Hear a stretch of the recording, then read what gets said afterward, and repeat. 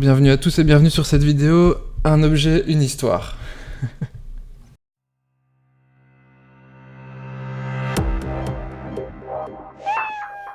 Alors dans cette vidéo avec vous, je vais parcourir tous les moments forts qui m'ont amené à restaurer une baïonnette que j'ai récemment acquérie auprès d'un ami.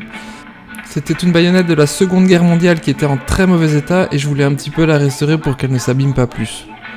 C'est donc un troisième et dernier nouveau format que je vais développer sur cette chaîne et je vous invite d'aller voir les autres formats sur la playlist qui se trouve dans les descriptions de la chaîne. Avant de regarder avec vous la restauration de cette baïonnette, je vous propose de vous remettre un petit contexte historique à propos de cette baïonnette pour avoir un petit cadre sur l'histoire de cet objet. En 1907, l'armée britannique adopte une nouvelle version de son fusil d'infanterie Lee Enfield. Celui-ci est plus court que le précédent et la baïonnette qui était distribuée auparavant était déjà critiquée pour son manque de longueur en cas de combat rapproché. C'est pourquoi l'armée britannique va adopter une nouvelle version de sa baïonnette, la Pattern 1907. Celle-ci est de conception nouvelle et est plus longue que la précédente. En janvier 1908, les usines de la Royal Arms Factory d'Enfield, mais aussi les usines privées de Wilkinson, Sanderson, Chapman, Vickers et Moll vont commencer la production de ces baïonnettes. Cette production s'arrêtera en 1946, après plus de 5 millions d'unités produites. Après de 40 ans de production, la baïonnette a été critiquée à cause de sa longueur excessive, 43 cm. Et il est vrai qu'après l'avoir portée lors de reconstitutions historiques, la longueur de l'épée baïonnette m'a un petit peu gêné lors de certaines occasions. Voici l'état dans lequel j'ai récupéré la baïonnette. Elle avait un peu souffert et il y avait quand même pas mal de rouille. Il fallait donc lui apporter un petit nettoyage avant de pouvoir la mettre en display ou en reconstitution. Heureusement, la lame était tout à fait saine. Il n'y avait donc pas de travail à faire à ce niveau-là. Sur le bas de la lame, nous avons quelques informations à propos de cette baïonnette. En effet, on voit d'abord le 1907, qui est le modèle de la baïonnette. Juste au-dessus, la couronne avec le petit GR inscrit indique qu'elle a été fabriquée durant le règne du roi George. Certainement le roi George V, qui a régné entre 1911 et 1936.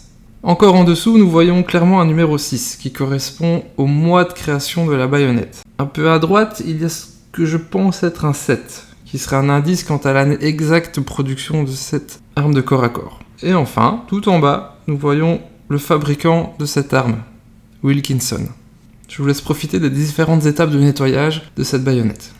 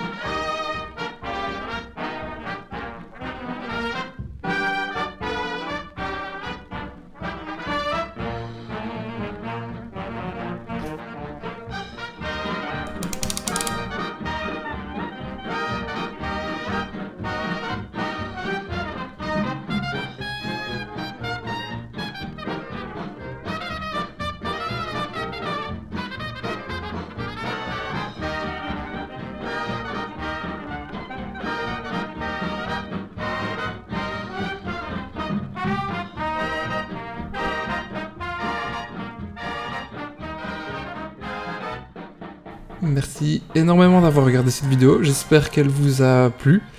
Si c'est le cas, n'hésitez pas à faire un petit commentaire en dessous de la vidéo pour me dire ce que vous en avez pensé, ou si vous aussi vous avez un objet historique qui vous tient particulièrement à cœur.